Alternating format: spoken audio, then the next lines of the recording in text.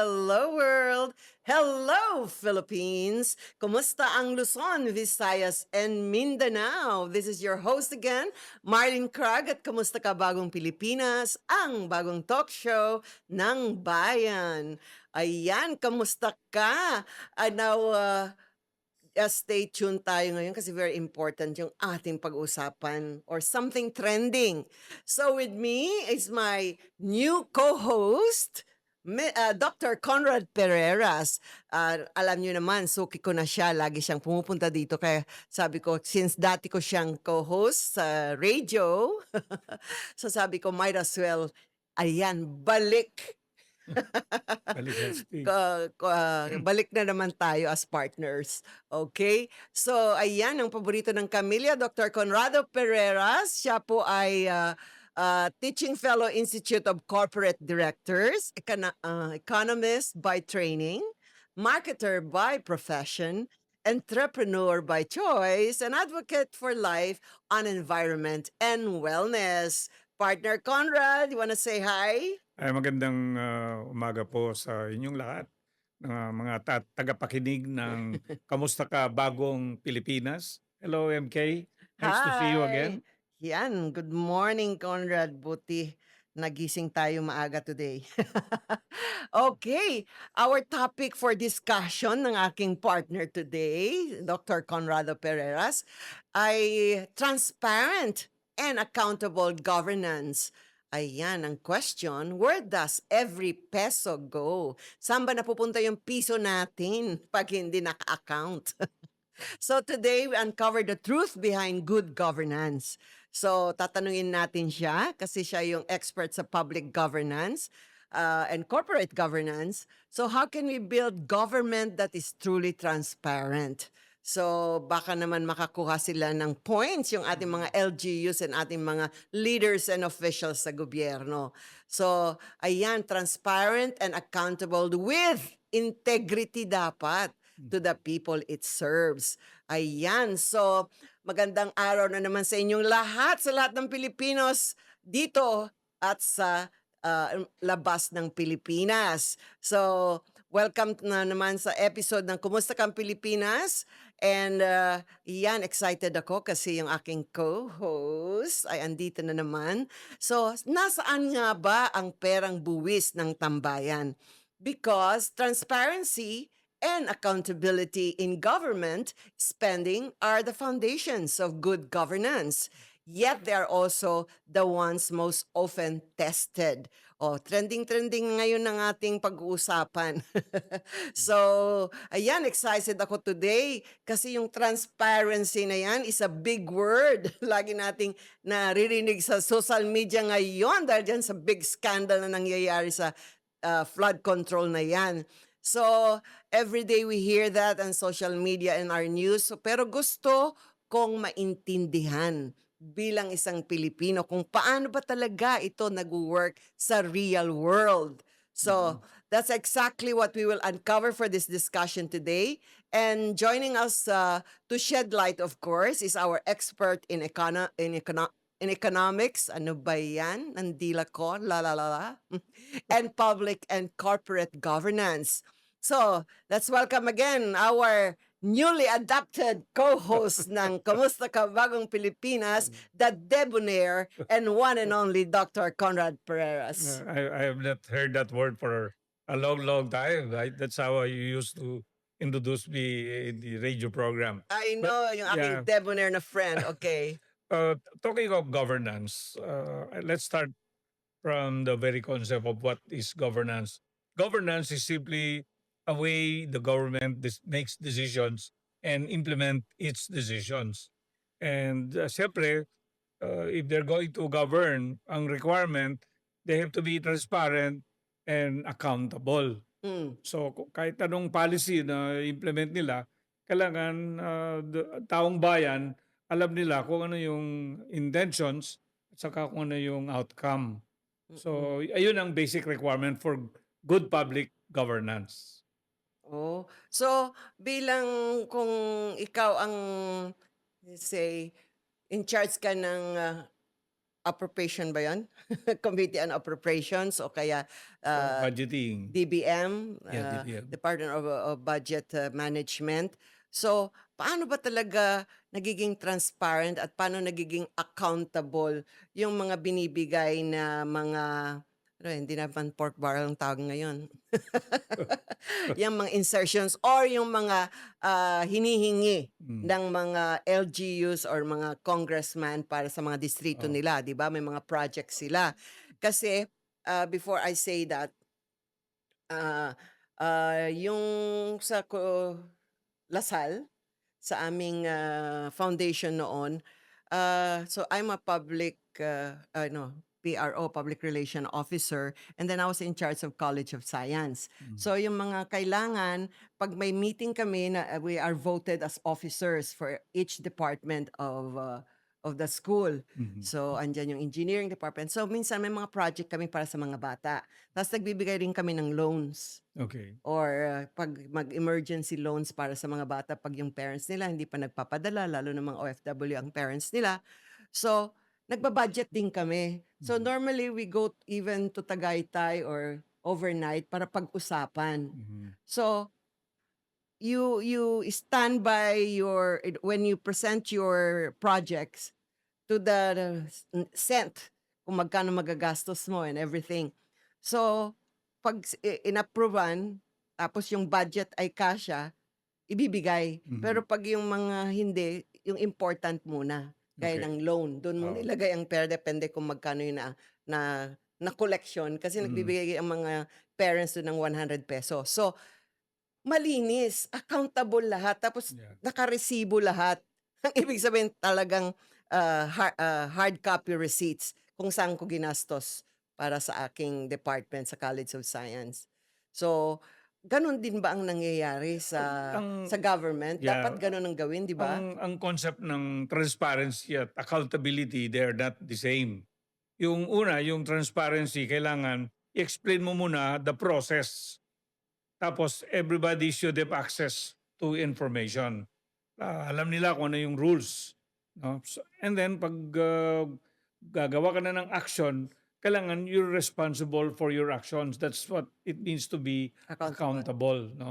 So, in any project, first you describe the objective of the project, Hmm, and then what is the process of preparing the budget. So lahat dapat open. In the case of government, it is to be open to the public, no? And in private practice, it is to be transparent to the board and to mm. management. Yun ang what it means to be transparent. Wala kang tinatago. Pero alam mo parang ang hirap ata gagawin 'yan sa Congress kasi meron silang committee on appropriations for each, needs or committee.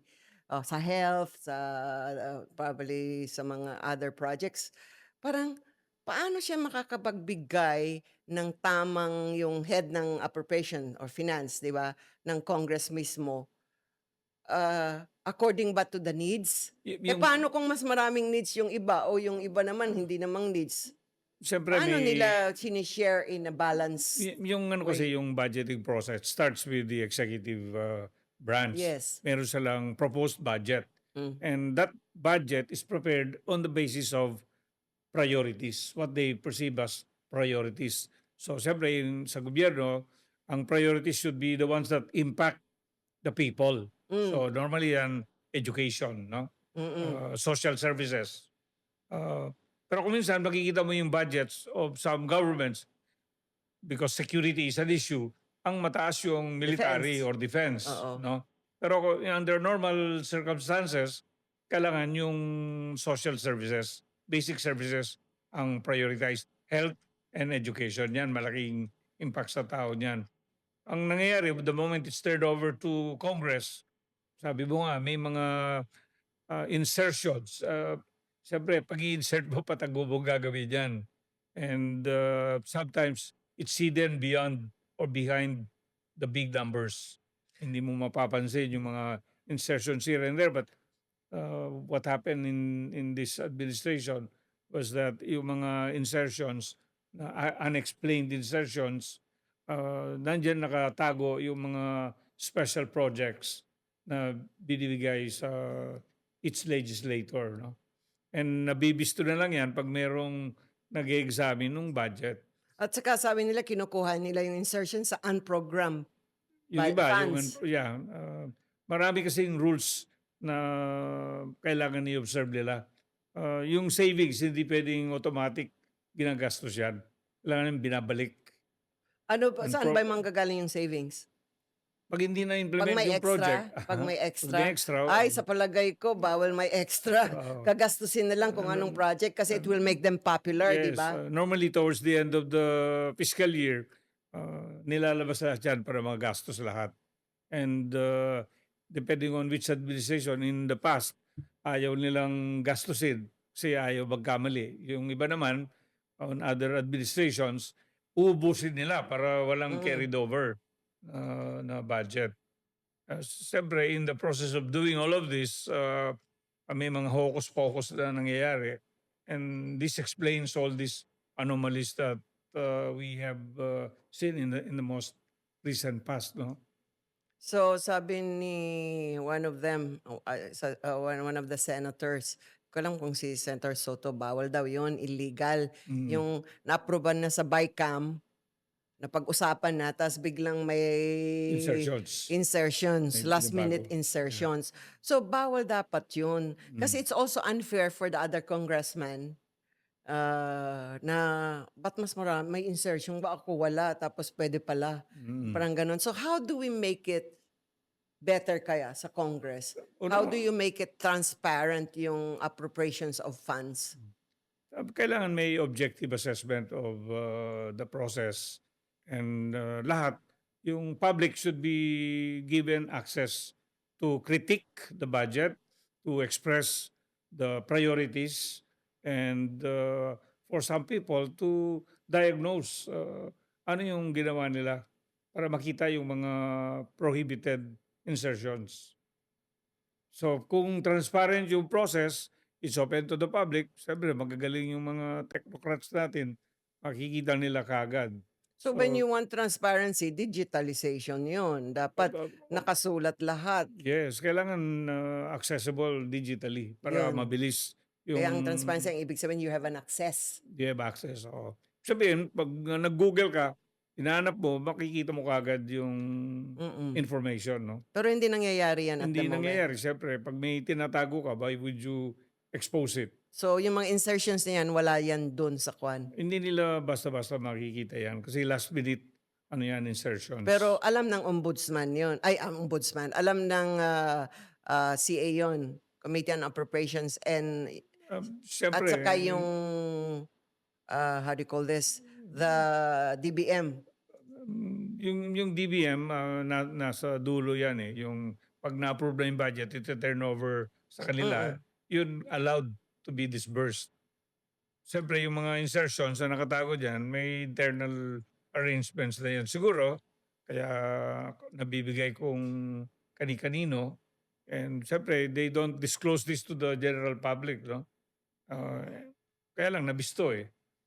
So, I don't know if you can answer this question. Ang mga senators ba dapat may mga pera din for the use? Kasi I found out na may mga iba nagkaroon ng insertions din. no, it goes back to the basic question of ano naman yung trabaho ng Congress. Ang trabaho ng Congress is to legislate. It's not to look for projects and implement it in their own districts or in their own areas of responsibility. Kailangan legislation ang trabaho nila. Ang executive branch ang naggagawa nun. Ini-implement nila what is in the budget.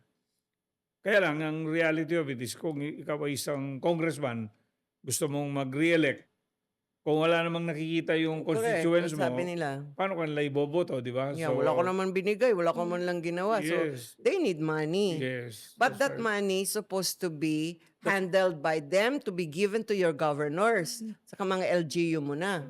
It goes through the normal process of implementation. Hindi naman taga-implement yung Congress eh. Ang taga-implement yung executive, local executive, Yun. national executives, no? Sila yung may responsibilities diyan, no? So kung merong mayor, barangay, mayor, governor, all the way up to the president. No? Yan ang normal process. Kaya lang, along the way, kanya-kanyang diskarte na nila para pagka boto pa lang nila, iniisip na nila kagad yung how they get re-elected. So they start traveling, you know, suggesting projects here and there. Mga expenses nila. Oh, siyempre, hanapan nila ng budget.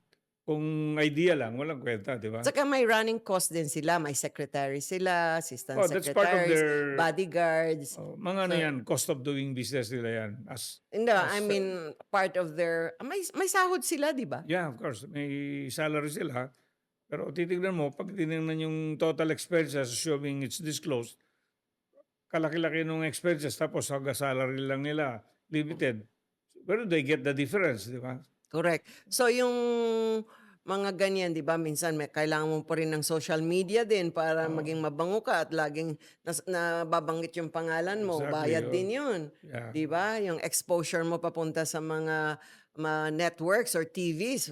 Minsan may bayad din Of 'yun. course, of 'Di course. ba? Kasi pinapabango ka ng televisions or Yeah. radio, yung mga exposures na 'yan. Kung, Minsan nagpapa-for the boys ka rin eh, 'di ba? yeah. Kasi kung wala ka namang official source, siyempre maghahanap ka ng donors, di ba?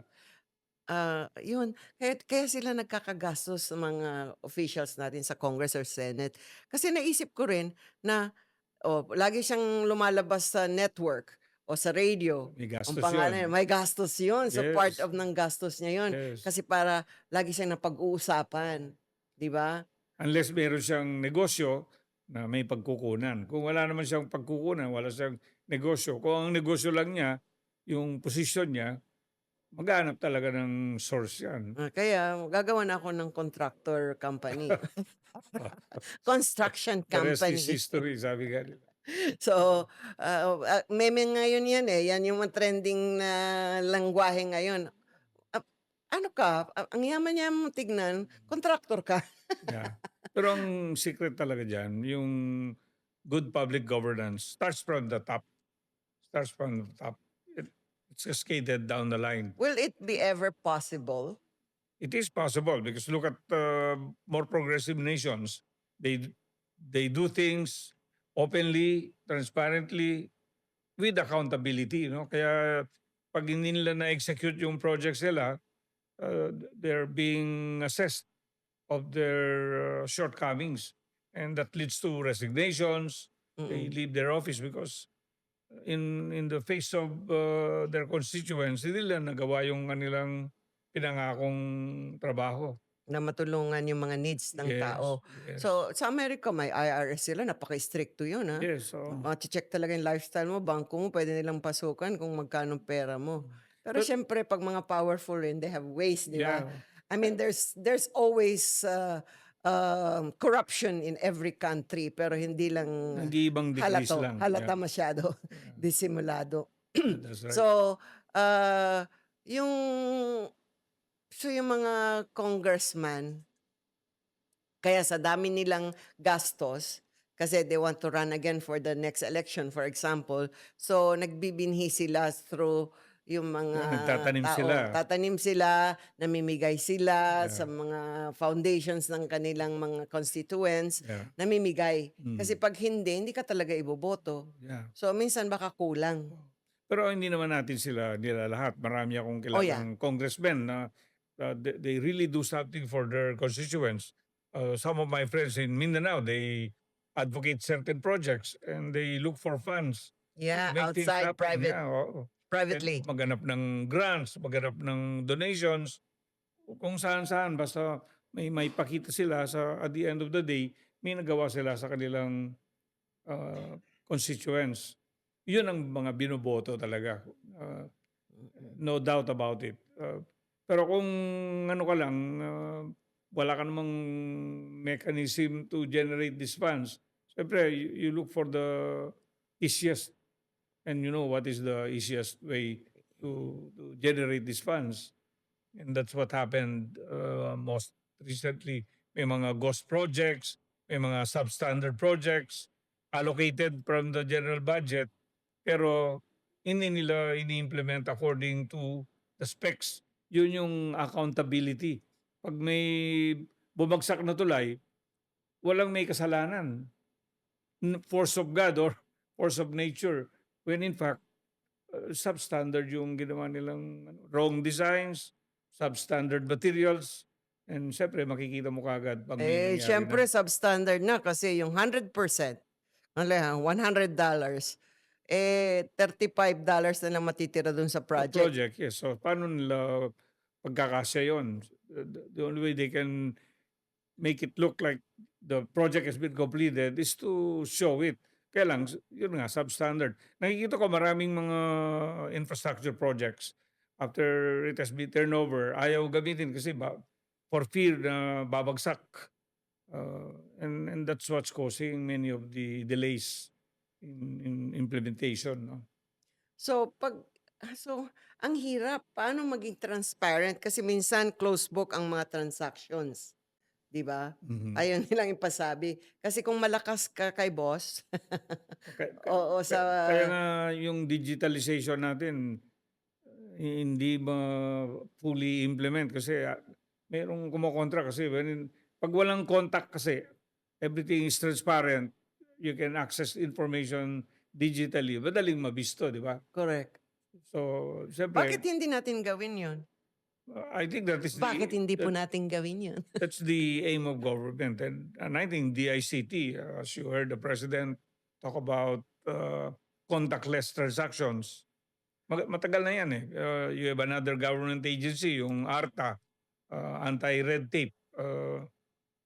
The infrastructure is basically there eh. Pero siyempre, pag may human intervention, hindi mo magawa yon. So, it's really difficult to do it kasi it has to start from the top na payagan 'yan. It has to start from O the 'di top. wala nang maging politician 'pag wala na, 'di ba? Oo, kasi hindi na magiging attractive. Yes, walang incentive. Wala nang incentive. Hindi kasi Uh, ang power is an incentive, ah. yeah, When of you're in course. power, you can get sponsors from big companies, Yeah. you know? Oo, wag nang kumuha dun sa kaban. Kumuha ka na dun sa mayayaman na sponsors. Yeah. Pero yung iba, Pero pag hindi gumawa ka, nila ka-crony, hindi nila pag ka-grupo. gumawa ka ng donations or sponsors, siyempre isipin nun, paano may babalik yung pera nila? There has to be a payoff eh. May resibo pa rin yun kasi the one who's giving you the sponsor, kunwari yung company mo, si Spy, nagbigay ng sponsor kay Senator X. So, gusto mo may resibo kasi you can use that for your tax Yeah, deduction. pero Tax deduction. sino namang magre-resibo kung ang description do the resibo, donation. Siyempre, tinatago nga nila yun kung Ah, kanino na ibigay. it's kasi sayang naman. Kunwari, ang malaking companies, let's say Coca-Cola, nang magbigay yan ng sponsorship, malaki. Pero may resibo ka kasi gagamitin rin yan for tax deduction. So may Sponsor, paper trail. sponsorship yan sa events, hindi sponsoring a politician to win Hindi in an pwede, walang election. bawal Bawal yun. yan. Siyempre. I owe you from the, kwan na lang, heart to heart. Puro mga under the table transactions, hindi yan So hindi pinag-uusapan. pala. So gaya ng pag yung elections, campaigns, 'di ba may mga sponsors na company, hindi rin yan nakaresibo. Sabi ng COMELEC dapat nakaresibo. Hindi naman direct sponsorship yan sa politician eh. Alam mo ang ginagawa sa mga billboards, mag-sponsor sila ng politician, pero endorser siya ng produkto nila. Ah. Beauty So Health and parang may equity ka ba equivalent yung kanyang gagawin. kailangan may service siya ang ipo-provide. So, i-endorse niya yung product mo, di entitled So siya walang to... resibo pala yun. Parang kwan na lang, promise na lang. O basta pag ako nanalo, Or, ano lang yan, I word of won't honor. forget you. Oo, word of honor. Marami kang flood control project, parang gano'n. So, ang hirap pala 'no? So, 'di ba binibigyan sila ng COA report, dapat meron silang report? Kaya nga yung COA, ino-audit lahat ng mga transactions sa government. Ang issue dyan is, totoo ba yung report? Kung totoo man yung report, kino-correct ba? Because once the COA report is issued, there has to be corrections. And kumisa natutulog lang yan. Hindi, sa palagay mo lahat ng mga executive levels, mga COA, mga DBM, nate din kaya sila? Ah, May commission din kaya sila 'pag inokey na nila mabilis? Yan ang malalaki at maliliit na tanong. oo. What do you think? I cannot comment Yeah, on that kasi one. parang yung mistrust ng tao, Mm, yung sistema nga natin, mga institutions natin, mm. parang naging systemic na yung corruption, parang everybody gets its own commission. Parang I mean, do you believe that? I mean, yung privately, in your own opinion. Siyempre kailangan, there is a process of exchange, eh. I do this in exchange for something. Kailangan may benefit from both sides. So, would you agree with me na talagang, it's difficult to enforce yung transparency and accountability dahil weak ang enforcement? Sabi nila, our laws exist but implementation is selective. Yes, correct, correct. And it's not implemented to the letter. Uh, Alam mo naman dito, maglabas ka ng rule or regulation, ang unang attempt is how to circumvent it, no? Naghahanap kaagad ng butas. So, If there's a will, there's a way. yeah. So, mahirap maging accountable at transparent ang ating mga officials dahil second, political protection. Mm, Do you agree? Some officials are shielded by mm. power or connections. Ah, Galing sa taas, na yeah. mas mataas sa kanila. That is what it seems to be, but for good public governance, it has to start from the top. There's got to be a process, like yung aming Institute of Corporate Directors, pumapasok yan sa mga different government agencies. They look at what is happening and then they set goals. They set their vision, mission, and core values. Siyempre, ang importante niyan yung core values. Core values that involves integrity, honesty, yung sinasabi mong transparency, accountability, kailangan embedded yan sa isang organization, and it doesn't just happen. It requires a program. So if everybody can relate to the vision and mission of the agency, siyempre iba yung it makes a big difference than an agency which has no vision, mission, and core values. So for example, yung mga government agencies na kilala natin na uh, corrupt and historically had been subject to all these suspicions, the moment pumasok yung good public governance diyan, mag-iiba yung culture diyan. They Mm. will have to work very hard to live up to their core values. So yung third rin kaya mahirap may na transparent and accountability ang nangyayari sa ating bansa dahil yung public tolerance. Tayo Mm. mismo, when people stop demanding yung answers, then corruption thrives. So, minsan tayo, tinanong ko yung aking driver kanina, "Kuya, ano masasabi mo sa mga trending news ngayon?" Anong sabi niya? Ewan ko, ang tagal-tagal na 'yan, pansan sumasakit na lang yung ulo mo kasi nagbabaluktutan sila, nagpapakuanan sila, reasons nila. And sabi niya, hanggang ngayon, wala pa rin imprisonment, life imprisonment yung mga nagkulimbat ng billions, Yeah. sabi niya. Which is true, nakakalabas yung mga iba, di ba, ng politicians. Yung taong bayan kung minsan, they're tolerant kasi they're also beneficiaries. They're like during elections, tatahimik sila kasi their votes is sold for 500 pesos, 1,000 pesos. Kung beneficiary ka, bakit ka magsasalita, di ba? But we need to reach a tipping point where public distrust is manifested through demonstrations, no? Yeah. And use social media to achieve all of this. And the moment we reach that tipping point, doon lalabas talaga na Yeah. So, lesson learned 'to para sa mga kababayan natin. O wag na niyong ibenta yung boto niyo. Kunin niyo yung pera pero wag niyong iboto 'pag hindi siya, appropriate para diyan sa position na 'yan. Yung marami siyang mga alingas-ngas na scandal na yes, corrupt siya. yeah. So, kunin niyo yung pera pero wag niyo nang iboto. So, eto, so Nakakalungkot talaga. It really saddens me. So ibig sabihin kahit may batas talaga, kung walang political will daw and Kailangan, citizens pressure, tuloy pa rin ang cycle of yeah. corruption. So tell me about the citizen pressure. How do we do about it? Siyempre makikita mo yung mga elected officials na hindi nagpe-perform. Mm. Kasi sa aming practice, there are cities, for example, that practice good public governance. Makikita mo sila, they do their planning, they talk to the people, they make known, they make it manifest. Ano yung project nila? Pasig is a very good example. We did one in San Fernando.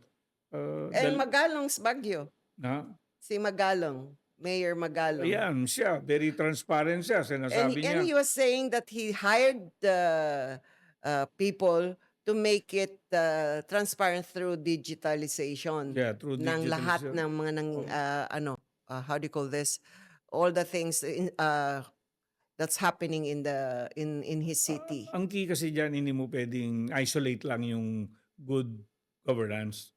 Kailangan it has to be holistic and all Approach. pervasive from the Yes, top down. correct. Ikakaskade mo dapat sa baba. So, it is not So easy so to, talaga no, kung yung leader mo okay, maging honest and transparent din yes, dun sa ilalim exactly, mo. yeah. So why can't that just the mayor like Magalong starts na Yan nga ang campaign niya, bakit hindi nila gawin yung ginagawa niya. And kanya-kanyang motivation kasi. yeah. Sabi Kasi ko why nga, did you join politics? Is it out of greed? Is it out of motivated sa power and sa pera? kung minsan they want to protect their business, kung minsan Correct, correct. ginagawa na nilang business, kaya nga yung the father, the mother, the son, daughter, papalit-palit lang Hindi na yung ano. business career. Oo, exactly. Exactly. So so it's so how shall we do it? If you would like to talk about governing, so saan tayo magsisimula? But let's start with the president. You know, during 2022, before the election, Mm. a group of like-minded people, they grouped themselves together and they put this document called Dream Philippines. And sabi nila, whoever gets to be elected president, they will give that paper to the president. And it spells out how public governance should be done across the nation. Of course, that paper never got out, never got implemented. It stayed in the drawer, no? Kasi kanya-kanyang advisor yung president eh. So, but there are like-minded people who think that it can still be done, but it has to start from the top. Hindi pwedeng from the ground. Oo nga eh. Kailangan from the top. By law of gravity na lang yan. Pag kinaskade niya down below yan, then it has to be an honest to goodness implementation program for good public governance. Si Mayor Magalong siguro hindi siya greedy kaya okay siya sa transparency, no? Pero maraming galit sa kanya, di ba? Oo. Uh, Anybody na strict and transparent, ayaw natin.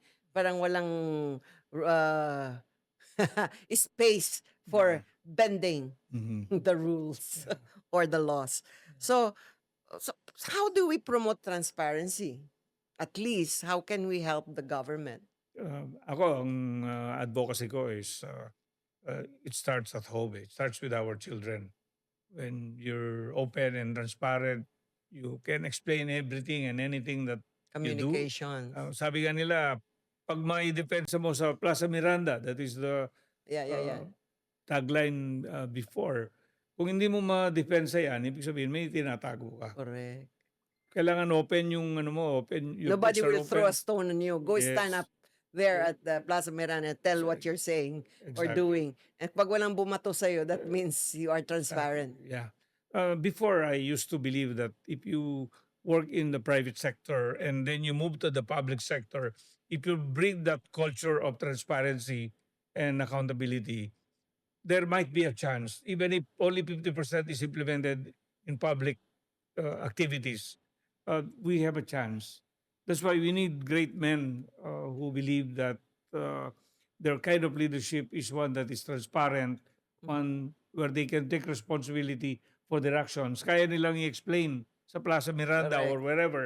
Ngayon, in EDSA, pero walang, bihira yung ganyan eh. I think I believe in Mayor Magalong, Okay. you know, yung kanyang vision na how to run it Yeah, transparent. you can select public figures. Secretary Vince Dizon, I think, is also of the same caliber, and they're good friends. They're good friends. They believe in transparency and accountability. They feel that those responsible for all these uh, issues should be put to jail, no? And I think they mean it. Should be lifetime since wala pa tayong death row. Yeah, yeah, Yun, 'di ba? Para kung yeah, lifetime and the family who have used those yeah. also, parang yung mga you're flaunting expensive cars, going to Paris or doing expensive I don't see any clothing. problem with that if the source is legitimate. But if you took it out of government funds Mm, from taxes paid by mm. people, yun, malaking kasalanan yun, and they have to be made accountable for Kasi it. ang mga hard-earned money hindi mo fino-flaunt eh. Yeah, And then you exactly. just don't spend it on crazy things. Mm. So, number one is to digitize. Yeah, and Yeah, publish all public spending. yeah. That's the only way to be transparent. Yeah, I think digitalization is one way of speeding up uh, being transparent. And many governments who have digitalized prevented face-to-face transactions where there are shades of gray in transactions, negotiations. Mas maganda ang chance lang i-promote yung transparency. And once you're transparent, siyempre, accountability follows. Meron ng mga kwan eh, napaka high-tech na tayo ngayon eh. Pati AI kaya niyang i-digitize yung sabi mo, I have 400 million, 5 billion. Make me ano bang tawag yung spreadsheet of money going here, 10% for this. Gagawin na ka na niya in peso form. Tsaka saan pumunta. At saka to the materials kung ano yung project mo. Mm. Gagawan ka na niya ng magkano ang nails, magkano ganyan. So dapat talaga we have a portal Yeah. Hindi or a mo, system showing where the funds meron go. lang talagang mga taong halang ang kaluluwa, halang ang bituka, sabi ka, Secretary Vince Yeah, Dizon. correct nga eh. Talagang hindi na tao kasi parang walang konsyensya. Ganid na magnanakaw. Yeah, oo. So, ang number 2 is strengthen the freedom of information. Yeah, freedom of information is giving access to everybody information on these transactions. Dapat hindi regulated. Di ba? Kailangan, yeah, you go to the internet or go to the appropriate government agencies and they make these documents information Free available, no? and give and Free, available to yeah. you. Gaya ng request ka ng documents. Gusto kong malaman tungkol sa mga projects na ganito, kung anong mga ginagasto and how they bid. I want to know, parang ganun. Yung mga information na ano yung bidding last year, Yes. bakit nanalo ito, di ba? There should be a reason why the person got that contract, di ba? So, yung pangatlo, sabi nila, empower citizen auditors. Anong ibig sabihin nun? Community groups or NGOs daw that monitor local projects. Yeah. Alam mo, sa one time I was traveling in Davao and I asked the driver because I was in a hurry to speed it up. Sabi niya, hindi po pwede kasi kahit walang pulis ngayon, dahil linggo, yung citizens so pag nakita ko, uhuliin ako. And that is citizens vigilance. So, pwede kang May citizens mapicturean, arrest. no? Yeah. Citizens arrest. Yeah. O yung pasahero mo, susumbong ka niya, you're speeding, Correct, di ba? overspeeding. Yeah. Ayan. So, sana lahat ng LGU gaya ni Magalong gawin sana Paborito mo yung si General transparency. Magalong, ha? Hindi, I was listening to him kasi lumabas siya noong October 2 sa Senate. So, tinanong siya tungkol din sa ICI, yung ano to ba yun? Investigative Committee. Committee on Oo, Infrastructure. kung Yeah. nawala siya doon. So, parang mahirap makuha yung mga records pag ganyan, hindi transparent. Yeah, So, of course. signed na yun. Na ayaw mong sabihin kung ano yung bidding last year. Pakisabi. Basta, Kasi ang daming bureaucratic departments natin na, andyan yung Department of Education, ilang pencils ang kailangan nila, ilang notebooks, ilang papel. Sa office lang, inter-office na yan, sino kaya nagbibid dun? Oo. So kung kamag-anak mo, Siyempre, pwede mong ipasok. itatago mo 'yan. 'Pag may tinatago siguradong may problema. So sabi mo kanina you started that how do we become transparent and accountable? It starts at home. So, but how do we educate our youth? Yun, Paano magbasa ng budgets?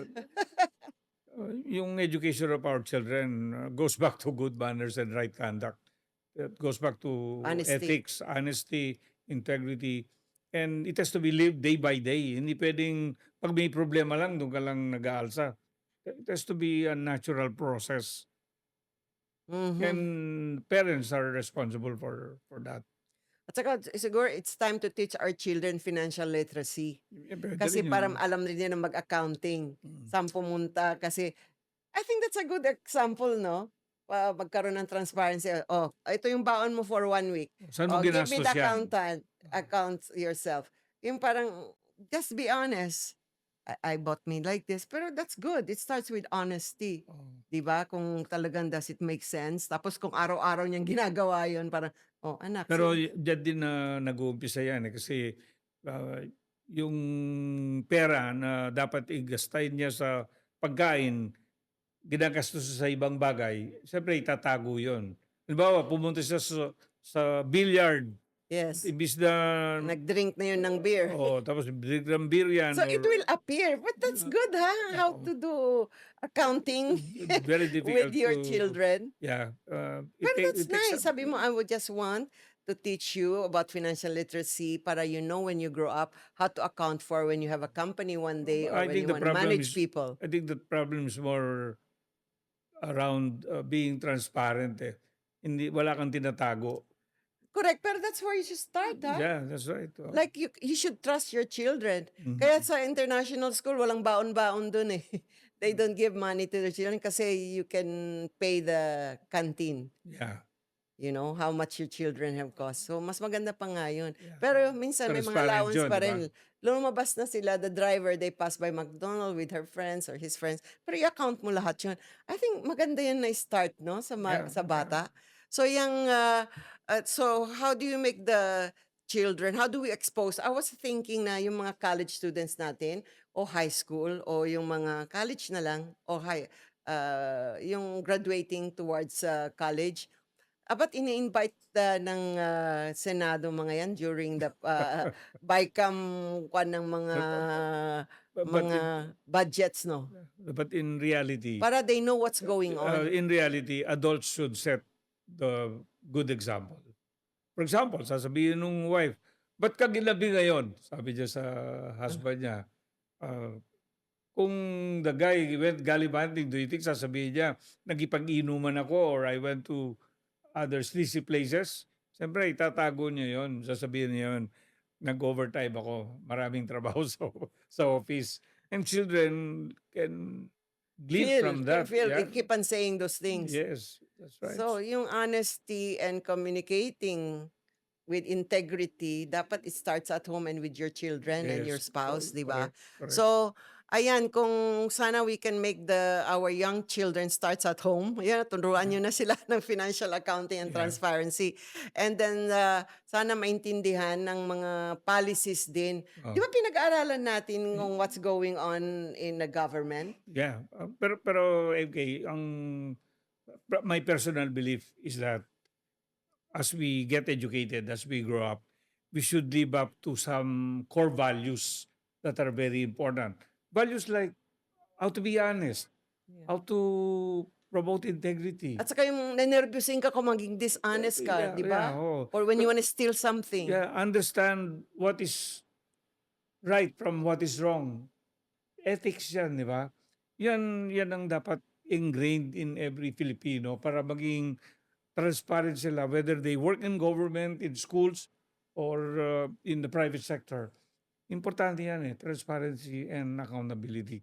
So, Transparency is more important. But once you have disclosed kung ano yung ginawa mo, kailangan responsible ka for that action. There are consequences. You know that if you did something wrong, there may are consequences consequences. yan. And if you did something good, there can be rewards. Kaya lang sa government, impunity, They go unpunished, you know? and nawiwili sila na akala nila walang katapusan yan. Yeah. So, dapat magsimula sa atin mula bata pa, no? Yeah. And then teach our children. Yung mga, yan yung sabi ko, financial transparency accounting sa bahay. Di ba? So, kasi pag yung, and then, how else do we can help the government? Yung ating social media, dapat walang fake news and walang biased Yes. news. Oo. Kaya lang, Ngayon, everybody has a yeah. price. Ngayon, proliferation of fake news. Yeah. Hindi mo na alam kung alin ang totoo sa hindi Correct. totoo. No? You know, I don't know anymore sometimes when I read news kasi everybody can be paid for. I You know? always get disappointed when my friends' emails or messages are hacked. The moment Yeah. you start seeing the people are asking for money, alam mo kagad na-hack yung ano mo. Why are people engaged in these activities? Hindi productive. It does a lot of damage. No? Because of poverty, lahat nagwawaisan na yung mga magnanakaw and thieves. You know, they'll do anything. The end does not justify the means. Yan ang sinasabi natin, di ba, sa good manners. Pero, ayan, sana yung mga media talagang sana maging honest sila, hindi sila bias, para may expose yung misuse funds with verified facts na no fake news para lang sirain ng isang official. Yes, correct. Sana wala na yung honesty and integrity Yeah, pati sa media minsan, di ba? So, accountability, as you said, must be built on honesty and truth. Yeah. Not rumor. Ganyan din sana ang mga media, please. You know, kala nyo lang kung anong sinabi ng nire-represent yung politician, ay yun na yung totoo. Mag-gather din kayo ng other facts. Research po kayo, di ba? So, Be vigilant. if you could give one piece of advice to our national and local leaders, what would it be? Magpakatotoo po kayo. Gawin nyo ang kailangan gawin para makatulong kayo sa mga taong bayan. Yeah. So, ibig sabihin sa English, public office is sacred Yeah. trust. So, please Yeah. do your job well Yeah. with honesty And integrity. and integrity. Sabi ni, sino ba yung, kalimutan ko yung pangalan, pero nabasa ko sa Facebook, sabi niya, it's time for the government to transform, reform all this system, and perform with all honesty and integrity. Well said, MK. Di ba? Okay, so ayan, public office is a sacred trust. I say again, when leaders show transparency, it inspires honesty down the line from the national agencies to barangays. Ayan, so tayo mga citizens, we should start being more curious. Ano nangyayari sa gobyerno? Asking questions. Ask your parents. Ask friends who are smart or are into what's going on or trending news in our country. So we must check facts also and not just believe in what's trending pero fake news. Yeah. But Okay? most importantly, leadership by example yan. Yeah. So, transparency and accountability, Dr. Conrad, my darling friend, are just policies. But they are habits of honesty. Yeah. Dapat, di ba? Ang bagong Pilipinas starts when both leaders and citizens stand for truth. Huwag kayong bias. And don't be a blind followers. Calibrate your loyalties. You know? Yes. So, tandaan natin, bawat piso ng buwis ay pawis ng mamamayan, sabi nila. Karapatan nating malaman kung saan ito napupunta because only when you see clearly can we truly say, this is Bagong Pilipinas. Parting words? Sana po may natutuhan kayo sa aming diskusyon ngayong umaga at ilagay nyo sa implementation of your actions ang advice ni Miss MK. At ni Dr. Conrad Ferreras. Pero Conrad, ang tagal ko nang tinitignan yung mga medalya na yan. Saan galing yan? This one, I belong to an organization called Business Network International. I'd like to say hello to my friends at BNI. This is to promote small and medium-scale enterprises by adopting a referral marketing program where before you receive, you give. Oh, Ang core really? value nila dyan is giver's gain. He who gives more receives more. Ayan. So, thank you. So, nag-thank Um, you ka na sa professor mo din? I'd like to thank my professor of the Institute of Corporate Directors, Dr. Jesse Stanislao, who has been promoting good public governance ever since for many, many years. And even in his later age, he's still espousing that people practice good governance. Ayan. Thank you, MK, for giving me an opportunity to explain myself. And I hope in my own little way, I am able to share my experiences and promote good governance. Kaya gusto kita dito kaya ginawa na kitang host din at co-host. Thank you. Oh, yan, you'll be seeing him more often na kasi co-host na natin siya sa dito sa bagong kumusta ka bagong Pilipinas. Yan, thank you Philippines, and I hope we have imparted some little bit awareness. Basta Filipinos, wag magbingi-bingihan. Go for truth and honesty and integrity. Ayan, thank you so much for tuning in and being with us. And salamat sa ating mga technical crew ng Bagong Pilipinas Studios. Siyempre, kay Kuya Jomer Esplana and kay Kuya Mark Aquino. And of course, aming program director, si Miss Alicia Avila at Miss Jillian Pascual. This is your host again, Marlene Craig, saying till next time, be good, Philippines. Thank you and see you again. Kamusta